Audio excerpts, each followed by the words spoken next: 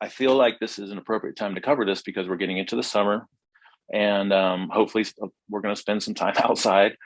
But it blows my mind everywhere I go, every time I go anywhere, beach, pool, just being outdoors in general. There's just so many misconceptions about what it is that we need to do, what's healthful, what's beneficial, how to protect yourself, sunscreens, which types, and all kinds of stuff like that. So that's why I wanted to cover this. All right. I have a little story to go through first, though. So imagine living like 100,000 years ago, if that's even possible. um, but just imagine not having the modernization that we have right now, right? Our ancestors were outside all the time. And I think the closest thing that I can do to mimic that is go camping. I love camping. We love to trail ride and camp. We love to camp and hike. We love to backpack. I love being out in pristine environments. And, when we're out camping, we're not in our tent the whole time. Actually, we're barely in our tent. The only time we get in our tent is to sleep or if there's really, really bad weather or something. And the majority of the time, we're just outside. That's the way we're meant to be. We're meant to be outside in the greatness of everything that's out there, including the sun. And we've co-evolved with the sun. So if I get hot, then I just stay in the shade. And most of us have learned when we're outside for extended periods of time to just stay in the shade. This is a picture from a 5-day backpacking trip up in the Sawtooth Mountains. It was amazing. And, there's times that we had our shirt off and, we jump in the lake and stuff like that. But the majority of the time, we're covered up depending on how long we were out. We were very smart about it. I'm going to talk about like how to determine, when to cover up and when not to. But this is a picture from Escalante. It was a backpacking trip that we did. It was 3 days, I think. And so you might think, oh, it's easy to stay in the shade when you're in the woods. What about here in Vegas? Well, we were out on freaking rocks a lot of the time, right? But again, we just covered up. I always bring a hat. I always bring a long sleeve t-shirt.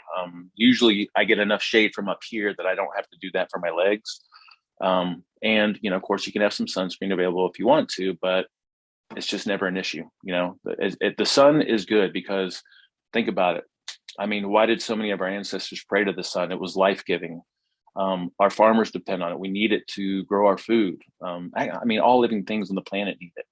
The seasons change from it. The sun gives life to the earth. We co-evolved with it for hundreds of thousands, if not millions of years. And we've also co-evolved the ability to withstand it and benefit from it. So like many things that we talk about and learn together, there's got to be this little ebb and flow and this balance. And that's what we're going to kind of try to learn today. Now, conventional wisdom is going to say that you need to avoid the sun because of damage and the potential for cancer. And I'm not sure what their other arguments are, right? And we hear that all the time, and it's not our fault. Most of us have been, just like with the nutrition piece, have been brainwashed to think something else about the sun. But I like to paint this picture of imagining what it would be without this modern world, right? We would learn to self-protect. We'd moderate our sun exposure naturally. So now, if we fast forward to where we're at in this modern world, this is a picture of Vegas. I think it's from last summer, and you can see the pollution, right? We're modern zoo humans in this environment that is not fitting to our DNA and how we've evolved. Most of us, well, I don't know about us, right? Most people spend a lot of time indoors. They get up in the morning and it's dark or it's barely light outside, but they don't go outside, maybe let their dog out or something like that. And when I say they, I'm not being judgmental or anything. I'm just saying most people that are unaware. And then, they either work from home or they get in their car and they go to the office and then they're in the office all day. They got this dim, shitty LED lighting that's not natural light at all. If you're lucky, you've got exposure to a window. And if you're smart enough, you're taking breaks throughout the day and getting outside, but most people don't. So with sun exposure, the goal is not to avoid sun exposure, it's to be smart and minimize damage from excess exposure, okay? So first thing I want to talk about is the benefits of sun. And I don't know if we've all heard all these things. I think it's really exciting stuff. A great resource, which he just updated it not too long ago, Dr. Ruscio. Dr. Ruscio wrote the Healthy Gut, Healthy You New York Times bestseller. It's really, really awesome. Probably the best expert that I know on the gut microbiome and probiotics, and prebiotics, and all that kind of stuff. Right? He's awesome. But he has this really comprehensive post on sun exposure and just all the science, all the literature linked to it and referenced. And it's just really, really, really powerful.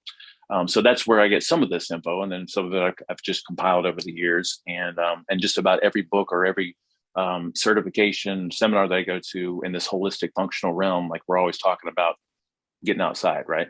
So too much sun exposure isn't a good thing. We're talking about burning exposure, but not enough is going to be even worse for your health. Okay, so let's just talk about some of the great things that come from getting sun exposure. Sunlight stimulates the synthesis of vitamin D, which we've all heard that before.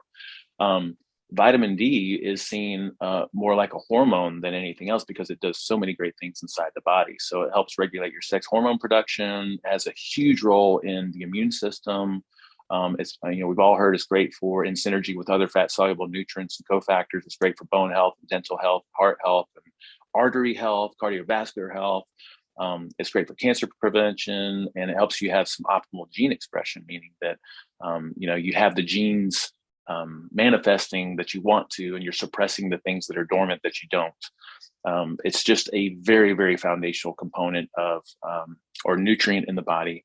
And most people are deficient in vitamin D. If you get your 25 OHD, which is the marker that you can get when you go to your doctor, I think most people, if they got measured, they'd be low levels unless you're taking a really strong vitamin D supplement. But all the experts would agree, and even Dr. Ruscio says vitamin D supplementation is not the same as getting sun exposure. Now you're getting the vitamin D part of it, but there's so many other things that come from sun exposure. 30 minutes of being out in the sun with your arms and legs, available to receive that sun exposure gives you 50,000 IUs in most Caucasian people, 20,000 to 30,000 IUs in tan people, 8,000 to 10,000 in dark-skinned people. Isn't that incredible? The highest dose we have in our immune support packs, it's 4,000 IUs, which I think is a really good amount to take from a supplemental standpoint. Our BioDK caps are 5,000 IUs. I rarely see anything that's above that, but that's crazy. And that's just 30 minutes of being outside in the sun, right?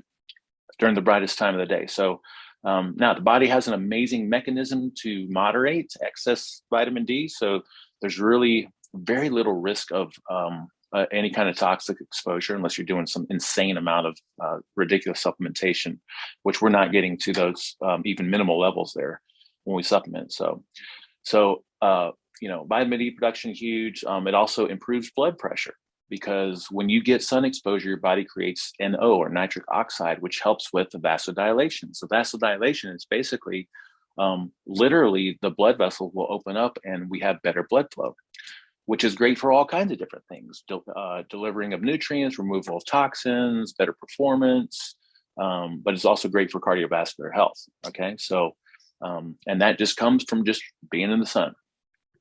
So in that sense, also, sun can help reduce chronic inflammation because of these improvements in cardiovascular health. It also supports the immune system. Really interesting, some immediate effects that happen when you're in the sun is you create hydrogen peroxide that actually helps fuel some of the T cells, which actually use that to fuel them, but it also increases their ability to move around. And so those T cells are a lymphocyte. It's one of the most important white blood cells of the immune system. They play a really key role in the adaptive immune response. Okay, the adaptive immune response is that memory-based response. So yeah, it's just mind-blowing that just being in the sun can help facilitate this. Last year we had an amazing talk on natural immunity, and we update that every year. And this is basically what you can do to support your immune system naturally. Getting outside and getting fresh air is one of the low-hanging fruit things that we talked about. And the reason this is beneficial from maybe like a pathogen standpoint is because a lot of when we get sick, it's because we have a viral load that exceeds what it is that we're able to handle, and so they kind of overtake us. Then our body has to shut down, use its immune system, all its resources in the immune system to battle these pathogens. And so one way that we can minimize our parts per million of exposure is just getting outside on a regular basis, even during the winter. Like I'm outside at least every hour. So every time you go outside, you refresh that parts per million if you're exposed to something. And then also sunlight and ultraviolet rays neutralize just about every bacteria and virus that we can think of, right? I've never heard of one that does not get neutralized by direct sunlight. And then sunlight also improves the mood. So, I mean, most of us probably experience that when we're outside and it's nice and there's some sun on us versus having being in closed doors or a series of days it's really cloudy. Adam Pruzan, which is one of our members, he's up in Washington right now. And he's like, I'm so sick of the rain and the clouds and not having any sun. I cannot wait to get to Vegas. So we experience the boost in mood, experientially, but then also because we're getting the benefits of the vitamin D and some other things that we just talked about. In addition, light in the back of the retina also stimulates the release of serotonin. And that's why sometimes it feels good when we get out in the sun, especially if we haven't been out there for very long. And then, as we all know, sunlight is going to support circadian rhythm entrainment. So we've talked about this in several of our talks. We've got a sleep course in the group. We talked about it during the SHT 2022 challenge that we just did. But when it comes to sun and brightness and setting circadian rhythms, you just have to imagine the more that I can get out and get these signals from the sun and where it's at in the sky and the position of the sun and the intensity of the light that I'm experiencing, my innate intelligence, the more information I can give it, the more solidified my innate intelligence gets on when it's best to be awake and when it's best to be asleep. And therefore, it can kind of commit to a stronger sleep effort and a stronger wakefulness effort when you're awake. So we have what we call the dawn to dusk trifecta. And I think if you can get some light exposure at these different times of day, that's the best bet, okay, for setting circadian rhythms.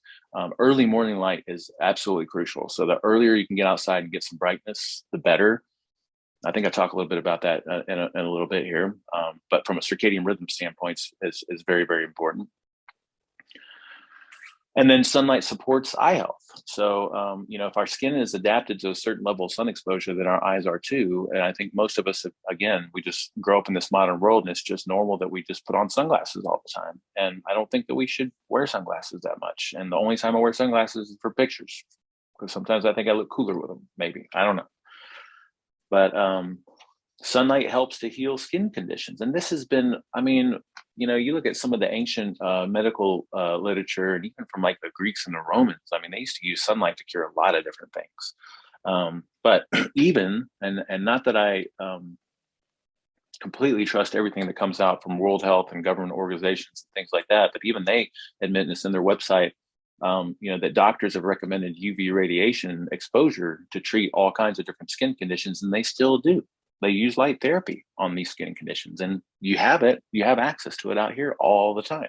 So things like psoriasis and eczema and jaundice and acne, we see improvements with these things. It may not be a cure, but in addition to eating real food and figuring out what you do well on, and all the things that we talk about with sleep and fitness and stuff, like it's a really great addition to the things that we're doing. Now let's get into then some of the things that we can do to maximize the benefits of what it is that we're doing. And again, if you got any comments, questions, just unmute yourself and or throw it in the chat. Pro tip: we're going to get into the ways to do it the right way to get the full benefits.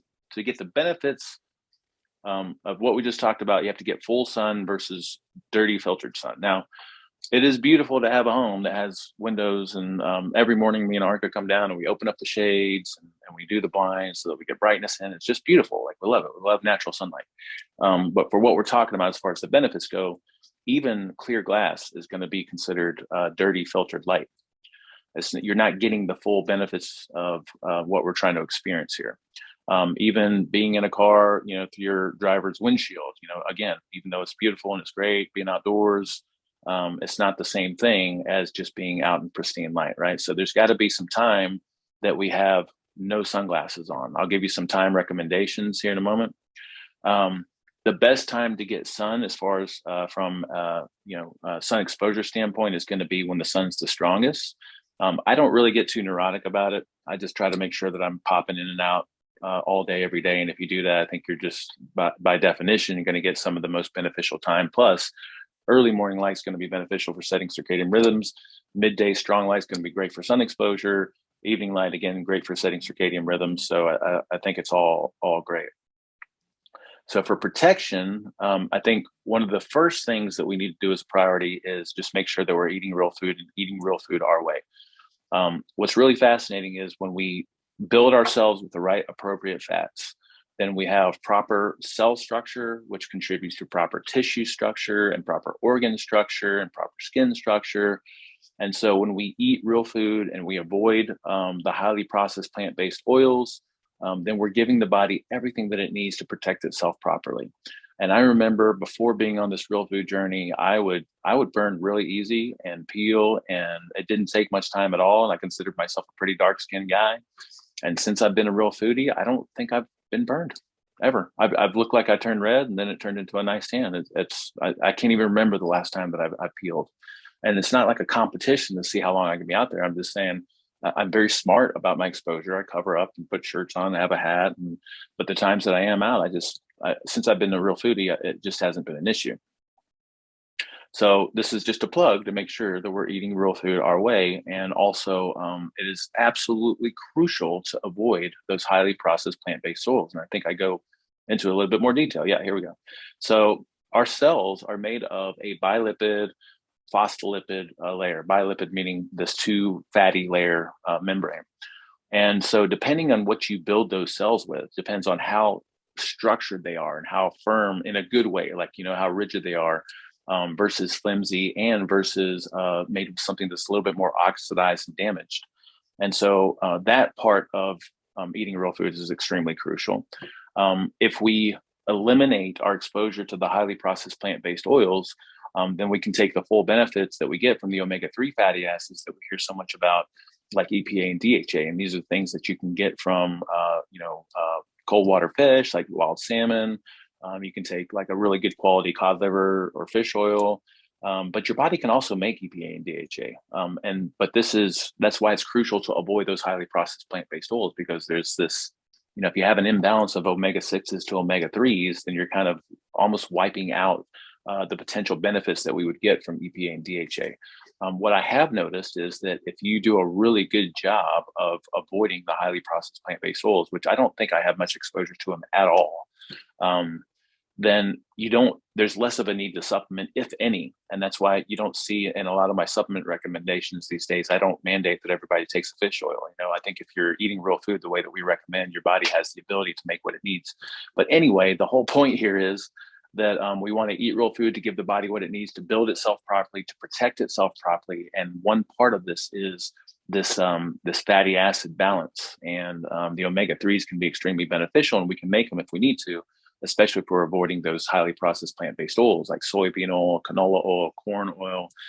So this is another reason that we want to avoid those things. And they're deal breakers. Like, they're things, if I see or know that they're in something that's in front of me or that I'm going to order at a store or restaurant, like I'm not going to do it. I'm just not going to do it. Something else that we can do to protect ourselves is prioritize our sleep. So if you have really good circadian rhythm set, then you get this natural sun protection. Because when you think about it, when I have my circadian rhythm set, and I have a consistent schedule, a consistent rise time and bedtime, and my body anticipates me being, awake during the day and asleep at night, or maybe it's my day and my night slightly shifted, because I get up before the sun comes up and I usually go to bed before the sun goes down. But the majority of my waking day is still in the daylight, right? If I have really good circadian rhythm set and good sleep patterns, then my body knows when to put up its protection. All right. So that's another plug for prioritizing sleep and having a really consistent schedule and a consistent rise in bedtime. Now, like we just talked about, we definitely want to avoid burning. So we want to moderate our sun exposure. And I think that's the best way to protect yourself. So I got a picture here at the top of JW Marriott, which is our favorite pool to go to here. And when we go, we get there before they open. So we're guaranteed to get a spot with an umbrella, because at these pools in the summer, the shade is so crucial, right? So we've got, shade in the form of structures. We've got, umbrellas at the beach. And then you can just find shade, natural shade through trees. That was us over in Maui, and we spent some time at the beach, but we also spent a lot of the time just naturally protecting ourselves. We'd be out in the water and having fun. Then we'd come back and we'd make sure that we'd get in the shade, Clothing is really crucial. So I always, if I'm going to be outdoors for any period of time, I always love to have my big hat, and I just love my hat. It's like made of beaver, and it's invincible. I've ran over it before, and it was fine. I mean, I had to take it and get it reshaped, but anyway. So, and this is me and Arnica at the pool, and so we always have our hats, and then we always carry our long sleeve shirts. So you'll see my white one there on the right. So if I go on a hike, if I go to the pool, actually I carry it everywhere in my EDC anyway. I have a long sleeve shirt that's lightweight, and there's a lot of stores that sell like really great, just lightweight t-shirts that you can wear in the summer, in the sun when it's really hot. They're very breathable, but they give you that sun protection. So I always carry it just in case I need to pop it out. Now I do like to get as much sun exposure as I can. I like being dark. I know the benefits of getting sun exposure, but I can also tell when my skin starts to get a little bit hot, I have no problem throwing on my shirt. The shirts that I bring around with me too, I'll jump in the water with them, and just keep that protection on me. So also so fascinating. And if anyone, when I post this in the group as a course, I'm going to post all the references and resources. We're doing a really good job with that now. Super fascinating, but along the same lines of, if the innate intelligence in our body, if we're set with circadian rhythms in a good way, if the innate intelligence in our body knows when to, kind of like put up its protection because it knows that I'm going to be awake during the day. In the same sense, if I'm wearing sunglasses the whole day at the pool or when I'm outside, it's almost like I'm masking my body's ability to know what's out there. And so it doesn't know how to protect itself as well. And so what we see is if we are going to be in the sun, if you can not wear your sunglasses the whole time, your body is getting the signals that it needs to know to put up its defenses. And we've done some experiments with this. And they're just anecdotal. It's just us doing it. But, we've done some days where we wore our sunglasses the whole time just to see if we got a little bit more red. And sure enough, we did. And we try to keep the same time that we were out, right? And then we had days that we didn't wear them and we didn't get as red. And I just think that's really fascinating. There's some really good research that was put out actually by the RA Optics guys. And there's somebody on their team that does a lot of digging into this kind of stuff. So super, super fascinating. So point here is, again, we're talking about natural ways to protect yourself. Covering up is great. But then if you're going to be out in the sun and you're going to be getting the sun exposure in your skin, there's a potential to be out long enough to burn. Then make sure that you don't have your sunglasses on the whole time so your body knows what's going on and it knows how to protect itself. And I say at least part of the time, like me and Lisa were just saying, there's got to be this ebb and flow of with and without. It's better to get consistent sun exposure versus acute bursts. So what I did remember doing when I was a kid is I would get those acute bursts. You haven't been in the sun all year or all winter, and you go out and first day out, you get like tremendously burned, or you go on vacation and you get tremendously burned, right? So that's not the way to do it. The best way to do things is to get outside frequently every single day. And it doesn't have to be for an extended period of time, but if you do that every single day of your life, then you're building up a natural tolerance and you're getting all these health benefits that we're talking about here. So you want to be more like David Hasselhoff, he's and by the way, there's a lot of great research. I'll post some links to this too on like occupational sun exposure occupations, right? People that are in the sun because they have to be, like lifeguards and stuff, rarely have any incidences of skin melanomas. Whereas people that like go out and they have these major burns like several times a year, but then the rest of the time they're not in the sun, they have more incidences of skin melanomas. Kind of crazy. Something else. So along the lines of the innate intelligence, giving it the information that it needs to protect you. If we can get some early morning sunlight, then that kind of tells the body, okay, so this is morning time. And then, it's almost like it can predict when the brightest time of day is going to be. And so it will put up defenses, to kind of minimize damage at that time of day. So another plug for some early sun exposure. And again, so CrossFit Games, I remember the first year that I went back in 2013, I just, I wasn't as dialed in as I am now with food and everything else. And I remember going and having a little bit of an issue with burning by the time we got back. And our latest trip back in 2019, I mean, we were out in the sun all day, every day, and it was just freaking absolutely amazing. Absolutely loved it. And had no issues whatsoever with sunburning. So, some of the best things that we can do to protect ourselves is going to be just some of these low hanging fruit, naturally moderating things, making sure that you have protection up. But if we need some sunscreen, then we want to make sure that we have some good sunscreens. Okay, so the problems with most sunscreens is a lot of the ingredients are considered to be endocrine disruptors, and so they're very toxic. They get absorbed into the skin, and most sunscreens are selective sunscreens, which means that they tend to block the UVB rays, which the UVB rays tend to be the ones that give us a lot of these health benefits that we're talking about, and they block the ones that make us burn or tan, which makes you feel like it's doing a good thing for you, but you're not getting the health benefits of what you would want sun exposure for in the first place. So sunscreen ingredients to avoid, we got a list of them right here. There's also a great resource on the ewg.org. That's the same place that does the guide to pesticides and herbicides in produce. And when you go into their website, you can search for specific sunscreens, and they also give you a lot of great recommendations, and they have a lot of information about these different chemicals here. I think the best sunscreen ingredient is going to be zinc oxide because it does reflect light.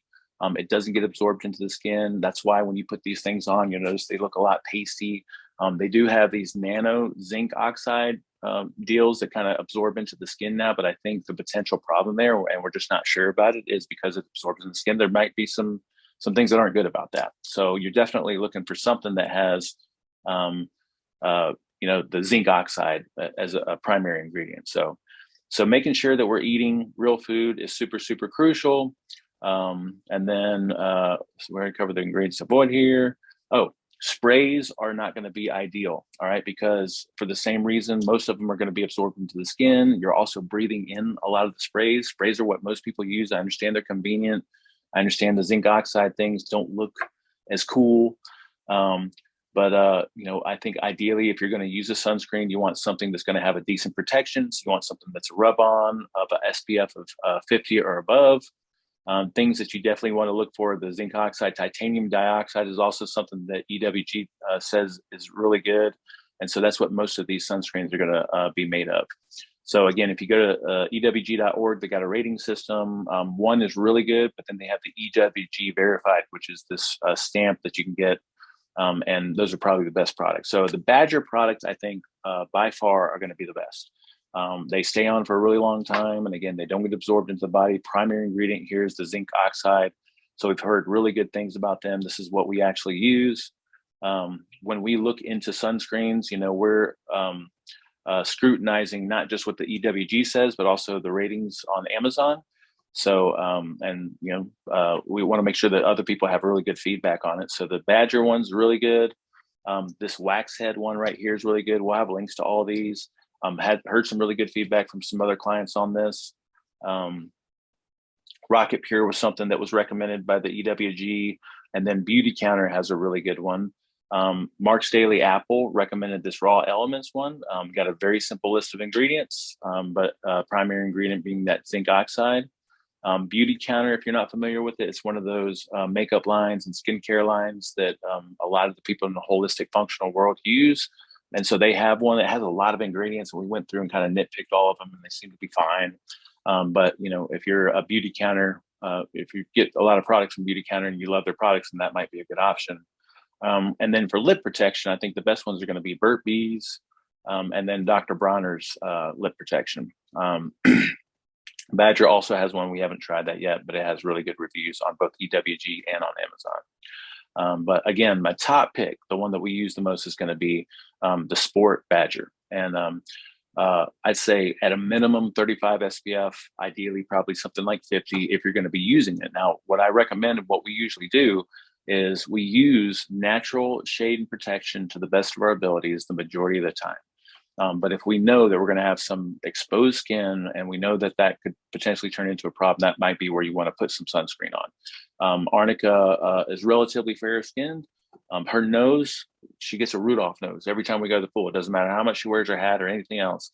And so she's always putting a little bit of sunscreen on her nose. But for the most part, we're always just using shade and shirts and things like that. All right. So last thing, I just want to touch briefly on hydration stuff. And because we are into summer, and I think hydration is super important, and making sure that we're properly hydrated. I think the most important thing that we need to know and understand is signs of dehydration. There's a lot of beneficial things that water does in the body. But if we look at some of these early signs of dehydration, fatigue, anxiety, irritability, depression, cravings, cramps, headaches, for experiencing any of those things, then that might be an indication we need to drink more water. Arnica, not too long ago, was having like kind of daily headaches. And so she wasn't sure if this is what it was, but she made herself set aside a certain amount of water every day, and they went away. So now mature signs of dehydration, it can contribute to heartburn, joint pain, back pain, migraines, fibromyalgia, constipation, colitis. So making sure you're hydrated is, I think, very, very important and very beneficial. By the way, on the early signs, cravings, like Doug can attest to this. I'm sure a lot of us can. Sometimes you can confuse hunger and cravings with a need for a little bit of hydration. And a lot of times, if some of us are having what we think is a little bit of hunger and we just down some water, then it tends to go away. So holistic recommendation is, as far as how much to consume in a day, is going to be half your body weight in ounces. All right. So up to 100 ounces max. So if I weigh 250 pounds, I'm still only going to consume 100 ounces of water in a day. Right. That's the holistic recommendation starting out. Now, this is for someone just coming into real food, kicking the sodas and the sports drinks and all that kind of stuff. I think ideally over time, you want to drink to thirst. All right. And just kind of let your thirst dictate how much you need to drink. But you can experiment with that too. Every morning, I typically set aside my Bigfoot 40 ounce with a little bit of LMNT minerals in it. And I typically get through that in a day. And then I sometimes have water throughout the night. I have a canteen next to my bed.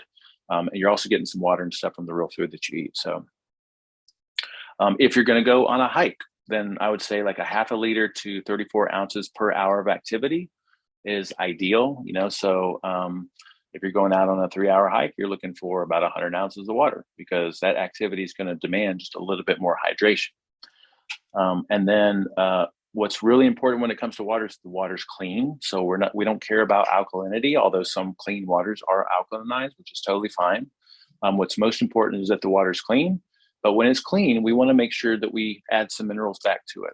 Now, it's not, if you don't do this, it's not like things are going to fall apart, but I think it is a little bit more optimal and you absorb the water a little bit better. So electrolytes are minerals that are really easy to absorb. You can do something as simple as adding a pinch of unrefined salt to the water that you drink.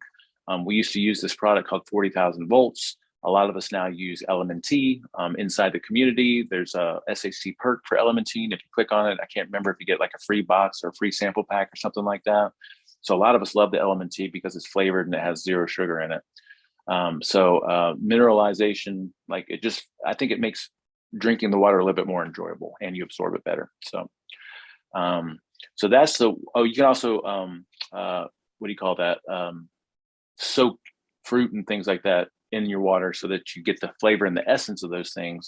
But you're not necessarily squeezing to get the juices out of it and making it like a sweet water.